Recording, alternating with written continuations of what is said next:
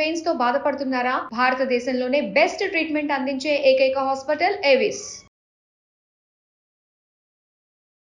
నమస్తే రమగారు. నమస్తే రమగారు, సాధారణంగా మనం అనుకుంటూ ఉంటాం, పలానా మంత్రం చదివితే ఏదో జరుగుతుంది, బాగా చదువు రావాలి, ఈ మంత్రాన్ని పఠించాలి, లేకుంటే అప్పులు బాధలు తీరాలి, పలానాది చేయాలి, పిల్లలు పుట్టాలి, ఒక ఆలయానికి వెళ్ళాలి, ఇల్లు కట్టుకోవాలి. ముఖ్యంగా ప్రతి ఒక్కరూ అనుకునేది సొంత ఇల్లు ఫస్ట్ కదండి.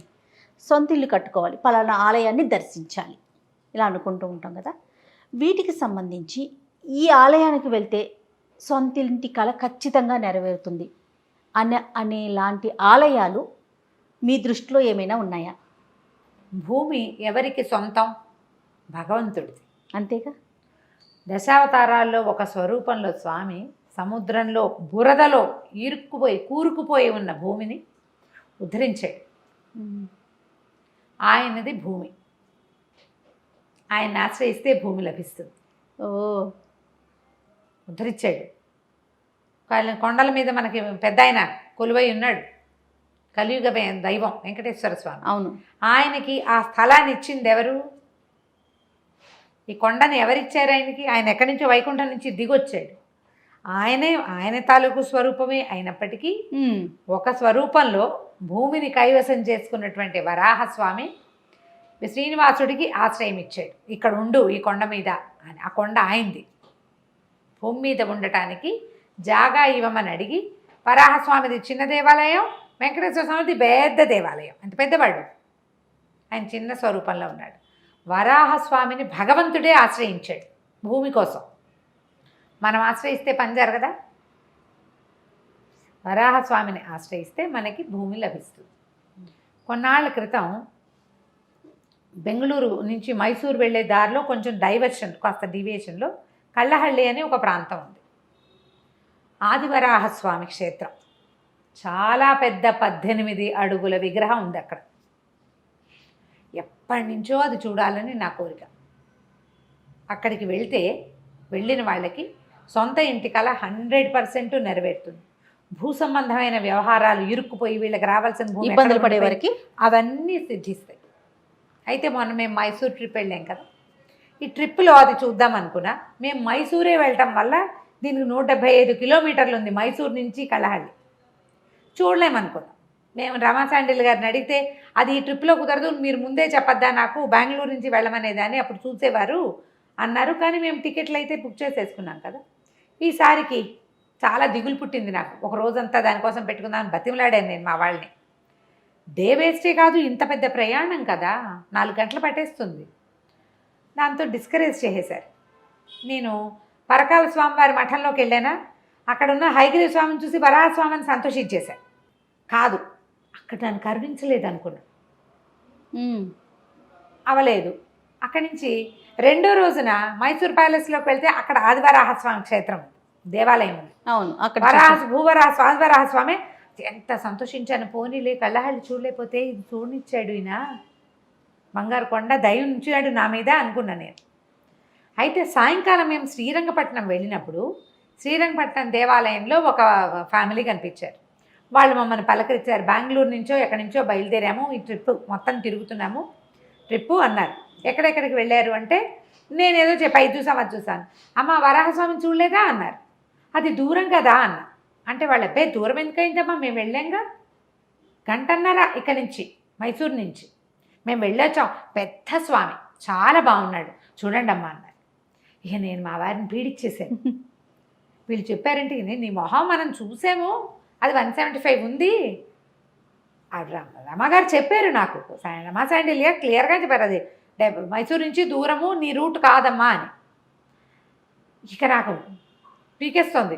అక్కడి నుంచి రవి గారిని మేము గూగుల్ చేసి చూస్తున్నాం. అదే కదా చేస్తే ఒక 54 కిలోమీటర్ల దూరంలో కళ్ళహళ్ళి చూపిస్తుంది. కాదు, నా దాంట్లో 175 ఉందన్నారు. ఇద్దరం కాసేపు వాదులాడుకున్నాం. ట్యాక్సీ డ్రైవర్తో భూవరాహస్వామి వెళ్దాము అన్నాడు. ఎంత ఉందంటే ఒక 55 గంటన్నర పడుతుంది హార్డ్లీ. రోడ్డు బాగుంటుంది, ఇన్ఫోసిస్ రోడ్ అంటాడు. ఈయనేమో ఆ రూట్లో ఇన్ఫోసిస్ ఎట్లా ఉంటుంది, బెంగళూరు రూట్లో లేదు, మైసూర్లో ఉంది ఇన్ఫోసిస్. వాదులు ఆడుకున్నాం. ఈ లోపల మేము వెళ్ళిన హోటల్ ఆయన్ని అడిగితే అతనేమో భూవరాహస్వామి వెళ్ళొచ్చండి, రేపు మార్నింగ్ కార్ తీస్తాము అన్నాడు. కార్ పెట్టేస్తా, మీరు పొద్దునే వెళ్ళొచ్చండి అంటే ఒక భూవరాహస్వామి మహాభక్తుడే ఒక ఆయన మాకు డ్రైవర్గా వచ్చాడు. అతనే మమ్మల్ని నంజనగూడు కూడా తీసుకెళ్ళాడు. చాలా భక్తుడు అతను. హిందీ చక్కగా ధారాళంగా మాట్లాడుతున్నాడు. మళ్ళీ తెల్లవారు యథాప్రకారం పొద్దున్నే బయలుదేరాం. వెళ్ళాం ఈయన అంటూనే ఉన్నారు. మొత్తం చామంతి తోటలు. ఇన్ఫోసిస్ ఉంది కదా మైసూర్లో, దాని వెనక రోడ్ల నుంచి వెళ్ళాం. వచ్చేటప్పుడు ముందు ఇన్ఫోసిస్ గేట్లు చూస్తూ వచ్చాం. హసన్ రోడ్డు ఇది. వెళ్ళాం. అదేంటంటే ఇది మట్టి పూజ, ఇటుక పూజ చేస్తారు అక్కడ అని చెప్పాడు అతను మాకు. ఈ స్వామివారికి దగ్గర అక్కడ మట్టిని పూజించి ఇస్తారు. ఆ మట్టిని మనం ఇంటికి తెచ్చి పూజించుకుంటే పూజలో ఉంచుకోవాలి. మనం ఇల్లు కట్టుకునేటప్పుడు ఆ మట్టిని కూడా పోయించుకోవచ్చు. మనకి ఇల్లు ఖచ్చితంగా లభిస్తుంది. ఇటుకలు కూడా మనకి పూజలో దేవుడి దగ్గర పెట్టి ఇస్తారు. మనకు తప్పకుండా ఇల్లు సిద్ధిస్తుందమ్మా. చాలా పవర్ఫుల్ దేవుడు. అరగంట సేపు చెప్పాడు ఆయన. హిందీలో కన్నడలో కలిపికొట్టరా కావేటి రంగా టైప్లో చెప్పేశాడు. వినేసాం. రోడ్ చాలా బాగుంది, అన్ని చామంతి పూల తోటలు, దారంతా బాగా ఆనందించాం. దగ్గరికి వెళ్తే పెద్ద పెద్ద గ్రానైట్ రాళ్ళు, పాల ఇవి ఉంటాయి కదా, మార్బుల్ స్టోన్స్. ఏమిటి ఈ స్టోన్స్ అన్నీ తెచ్చి ఇక్కడ పెట్టారు, ఇవి కూడా అదే పూజలో పెట్టుకుంటారా, ఇవి ఎట్ట పట్టుకెళ్తారు అనుకున్నాం. మాకు అర్థం కాల. 1000-1500 కార్లు ఉన్నాయి కొనుక్కెళ్తానికండి. కార్లు ఉన్నాయి, రాళ్ళు ఉన్నాయి. మాకు అర్థం కాలేదు. ఈ కార్ల వాళ్ళంతా ఈ రాళ్లతో పూజ చేయడానికి వచ్చారు, ఏమిటి చేస్తున్నారు అని. బాగా నడిచాక అర్థమైంది ఏంటంటే ఆ దేవాలయం ఇంకా నిర్మాణంలో ఉంది. దేవాలయం లోపల ఉంది, దేవాలయం ఉంది. చుట్టూతా ప్రహరీ కట్టడం కోసం పెద్ద పెద్ద గోతులు తవ్వి ఉన్నాయి. ఈ రాళ్ళన్నీ కూడా మండపాలు కట్టడానికి వచ్చినవి. ఆ రాళ్ల మధ్యలోంచి ఇటా నడుచుకుంటూ వెళ్తే పెద్ద ప్రాంగణంలో సుమారైన గుడి. ఇక జనం ఉన్నారు, 1000 మంది పైన ఉన్నారు. అక్కడ మన ఫాలోవర్స్ ఒక 7-8 మంది కనపడ్డారు. వాళ్ళు ఉన్న సందట్లో అక్కడ ఏమీ తలా తొక్క తెలియలేదు. దేవాలయం స్వామివారిది. కింద యువతలకి కళ్యాణ వెంకటేశ్వరుడు ఇట్లా అంటే శ్రీదేవి భూదేవి సమేత స్వామివారు శ్రీనివాసమూర్తి కనిపించాడు. ఆయన దేవాలయంలో దర్శనం చేసేసుకున్నాం.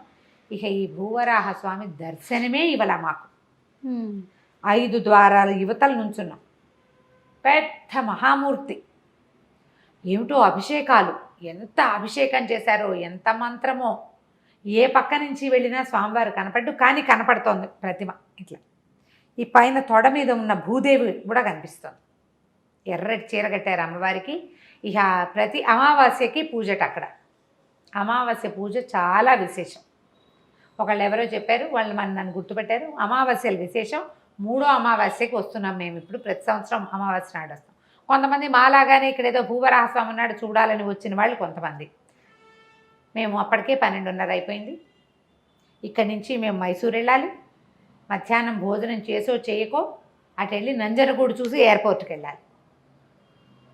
4వ రోజు పొద్దుటి ప్రోగ్రాం అనమాట. వాళ్ళని హారతి, అక్కడ లోపల లైట్ లేవు. మూలవరల దగ్గర లైట్ లేదు.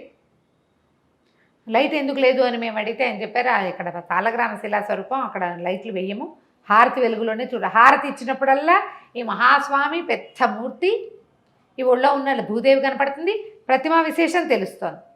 ముఖం చూడలేదు. ఏడుపు ఒకటే తక్కువ నాకు. నేను అనుకున్న గుడి ఇది కాదు. కాదారమ్మగారు కాదు. భూసమేత లక్ష్మీవరాహస్వామి ఈయన. ఆయన భూవరాహస్వామి. ఓహో. కానీ ప్రతిమ సేమ్ అదే స్వరూపం. ఇది ఒక 20 సంవత్సరాల పైన అయింది గుడి. చుట్టుపక్కల ప్రాంతం వాళ్ళంతా వస్తారు. చాలా విశేషమట. అసలు స్వామివారిని ప్రతిష్ఠ చేసిన దగ్గర నుంచి అక్కడికి వస్తే ఇల్లు మొక్కు తీరని వాడు లేట్. కొట్ల వాళ్ళు, బళ్ళ వాళ్ళు, కార్ల ప్రతి వాళ్ళు ఇదే పాట. డ్రైవర్ కూడా చెప్పాడు. అబ్బాయి ఏం చేశారు, చక్క చుట్టూతో ప్రదక్షిణ చేయడానికి మా షెల్టర్ ఏదో వేసి పెట్టారు, చేశారు. ఈ అభిషేక తీర్థం వస్తుంది కదా, మేము అభిషేక తీర్థం మాత్రం పుచ్చుకున్నాం, మాకు ఇదే ప్రాప్తమని. యువతలకు వచ్చేసరికల్లా అబ్బాయి ఫ్రీగా ఫోటోలు ఇస్తారు, ఇవి తీసుకెళ్ళండి అని చెప్పి చక్కగా అమ్మవారిని తొడ మీద కూర్చోబెట్టుకుని విశాలంగా పెద్ద ప్రతిమా స్వరూపంలో ఉన్న వరాహస్వామి ఫోటో ఒకటి చేతిలో పెట్టాడు. ఈసారికి ఫోటో ఏ ప్రాప్తం. నెక్స్ట్ టైం కళ్ళహళ్ళే చూద్దాం. మరి ఇంకా అంతకంటే ఉండలేము. అవునవును. బయట ఏమో జాతరట ఏదో మొదలు. ఆ జాతర కోసం స్వామివారికి చాలా విశేషంగా చేశారు. ఇక కొట్లు గిట్లు భోజనాలు గందరగోళంగా చాలా హడావిడిగా ఉంది. ఎక్కడెక్కడెక్కడ నుంచో జనాలు వస్తున్నారు. ఆ చుట్టుపక్కల ప్రాంతాల వాళ్ళంతా ఇక్కడే ఉంటారు ఆ జాతర కోసం. ఊరేగింపుకి ఏర్పాటు చేస్తున్నారు. శ్రీదేవి భూదేవి సమేత విష్ణు స్వరూపం ప్రతిమలు అవి ఏర్పరిచి పెట్టినారు. వారిని దర్శనం చేసుకుని ఉత్సవర్లని ఆ అభిషేక తీర్థం పుచ్చుకొని ఇంత మాత్రమే కనపడ్డామని సంతోషించి వచ్చేసాం. వరాహస్వామిని దర్శనం చేస్తే మనకి ఈ వరాహస్వామి క్షేత్రాలు ఎక్కడున్నాయి?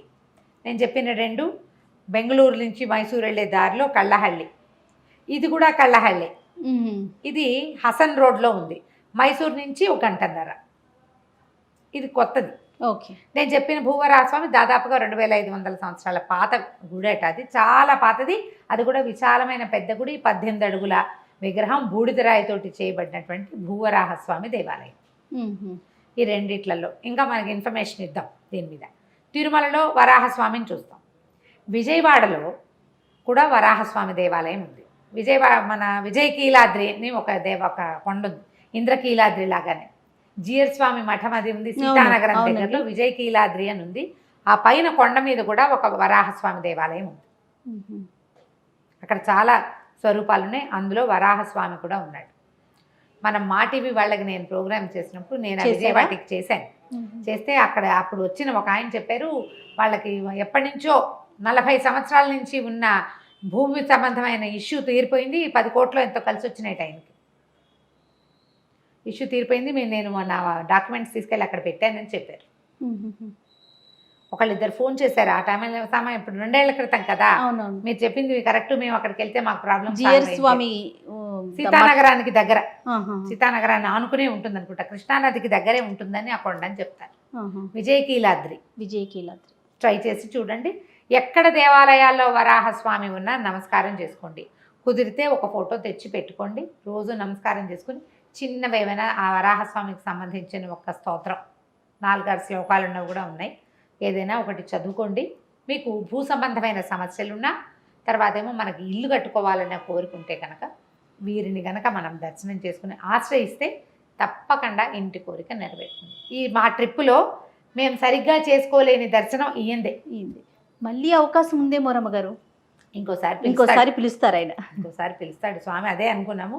ఆ ఫోటో వచ్చింది కదా, ఫోటో చేత్తో పుచ్చుకుని తెచ్చుకున్నాం అనమాట. మళ్ళీ 1.5 గంట ప్రయాణం చేసి మైసూరు చేరిపోయాం. ఆ తర్వాత మళ్ళీ పరకాల మఠంలో స్వామివారిని దర్శనం చేసి ఆ జగన్మోహన్ ప్యాలెస్ చూసి, సాయంత్రం నంజనగూడు చూసి, రాత్రికి మేము ఫ్లైట్ ఎక్కేసాం. అయిపోయింది మైసూరు యాత్ర. చాలా అద్భుతంగా జరిగింది కదండి. ఈ ఒక్క దేవాలయం చూపించలేదనే చాలా గింజుకున్నాను. ఏడుపు, నాకు కళ్ళలో నీళ్ళు వచ్చేస్తూ అయ్యో అయ్యో కనపట్టలేదు, మొహం కనిపించట్లేదు అని. ముఖ దర్శనం కాకపోతే సంతోషంగా కనపడుతున్నాడు, ప్రతిమ తెలుస్తోంది. మనుషులను తోసుకెళ్ళడానికి వీలేదు. లైన్గా అంతా 5 ద్వారాల నిండా మనుషులే ఉన్నారు. అదేలేండి. మేమేమో చివరి నుంచున్నాం. చాలా సంతోషం రమ్మగారు. ఎవరైతే మైసూర్లో చూడని ఆలయాల గురించి చెప్పారో ఖచ్చితంగా ఆలయాలు దర్శనం జరగాలి. కళ్ళకు కట్టినట్టు చెప్పారనమాట. వెళ్ళిపోవాలి అనిపించేస్తుంది నాకైతే. అంటే నేను ఎలా చూశానో అలా చెప్పేశారు. నమస్తే. నమస్తే.